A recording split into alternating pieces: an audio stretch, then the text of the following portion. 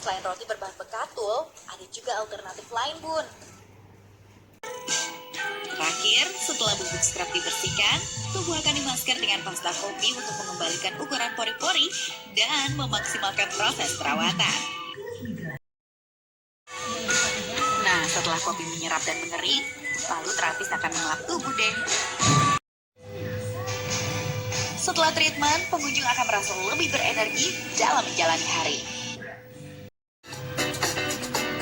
Bunda, bila biasanya biji kopi diolah untuk menjadi kopi bubuk sebagai bahan minuman, hal berbeda dilakukan Yudi Prasetyo. Ia mengolah biji kopi dengan cara yang kreatif nih, Bun.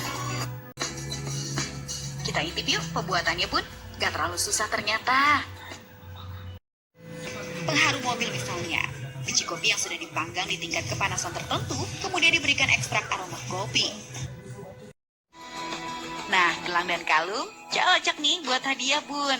Setelah melalui proses roasting, baru deh dirangkai biji kopinya, usai dilubangi dengan bor. Rata dalam 1 bulan, kopi kreatif ini menghabiskan 1 ton biji kopi. Kerennya nih, Bun. Kopi kreatif membuat aksesoris sambil membantu menyelesaikan masalah petani kopi. Mereka mayoritas adalah para pecinta kopi. Gimana, Bun? Tertarik untuk pesan? Hidup dengan alergi juga dijalani oleh Ratna Wulandari nih, Bun. Biasanya, Retno mengandalkan obat-obatan untuk mengatasi alerginya. Tapi lama-lama Retno jenuh juga tuh, Bun. Terapi bioresonansi berasal dari Jerman, Bun. Bunda, terapi ini menggunakan pendekatan biofisika dengan alat bernama biocommunication atau BICOM. Lalu, gelombang bayangan itu akan dipancarkan kembali pada tubuh sehingga sensitivitas alergen dalam tubuh perlahan bisa hilang. Karena yang dialirkan adalah gelombang elektromagnetik yang ada juga di dalam tubuh manusia. Untuk pasien dewasa, durasi terapi berlangsung selama 30 sampai dengan 45 menit. Kalau Bunda mau mencoba terapi bioresonansi, siapkan dana sekitar 1 juta rupiah ya, Bun. Soalnya, si meong kan mampu merawat diri mereka dengan menjilati diri.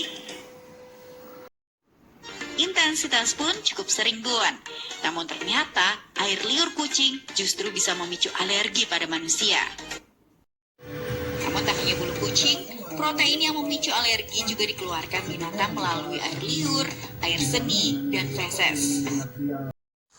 Yes, kuliner Indonesia memang gak pernah sepi dari kreasi.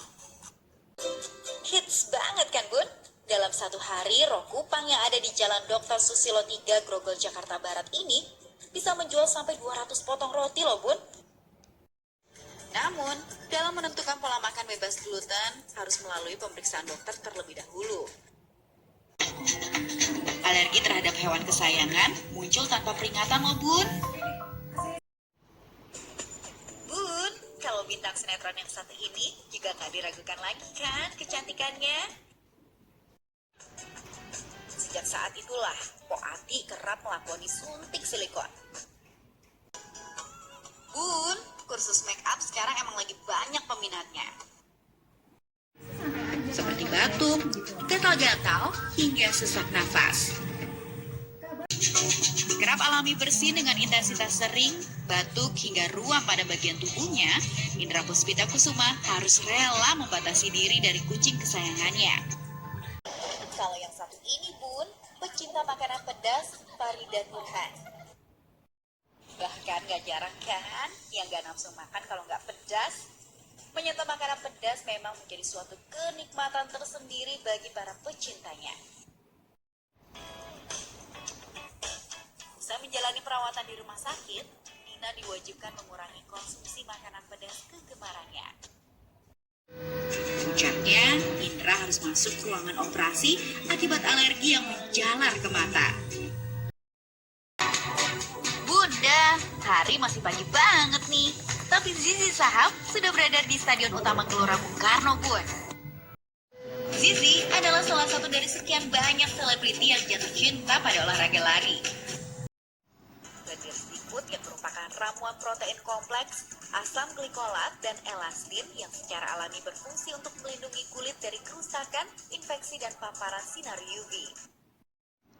Facial ini bernama Geisha Facial karena berasal dari Jepang. Makanan ini perlu dihindari karena memiliki indeks glikemik tinggi dan kadar gula tinggi. Ia mulai menekuni lari sejak November 2018, Bun. Terus usai lahiran, nggak mengecil juga. Awalnya nih, lari terasa berat banget buat Zizi. Bunda yang ini, Landra, adalah salah satu pengidap mah kronis. Bunda, ada yang mengidap sakit mah? Kita tanya ahlinya yuk. Terkenal karena perannya sebagai kabayan, Didi Petet meninggal pada usia 58 tahun, Bun. Mulai dari 500 meter, terus naik ke 800 meter, lalu naik lagi ke 1 kilometer hingga 2 dan 3 kilometer. Selanjutnya ada Quattro Vulcani. Pecinta coklat bisa menikmati 4 varian rasa volcano cake sekaligus. Museum Coklat yang dibuka sejak tahun 2017 ini dibangun oleh pemilik coklat Mongo asal Belgia Thierry de Tournay. Keberhasilan Zizi bisa menyelesaikan full maraton 42 km tentu saja dengan dukungan suaminya, Bun, Prabu Revolusi. Zizi sekarang udah kayak kecanduan lari, Bun. Penampilan Ayu jadi yang paling menarik perhatian netizen karena perbedaannya terlihat cukup jelas. Salah satunya Ola Ramlan.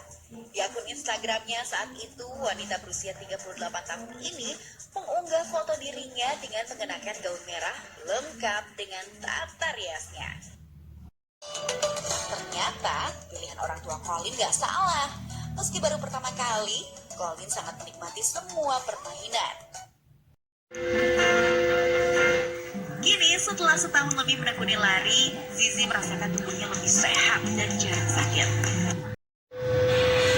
Dan yang paling bikin happy nih Bun, tubuh langsung Zizi udah kembali berkat lari.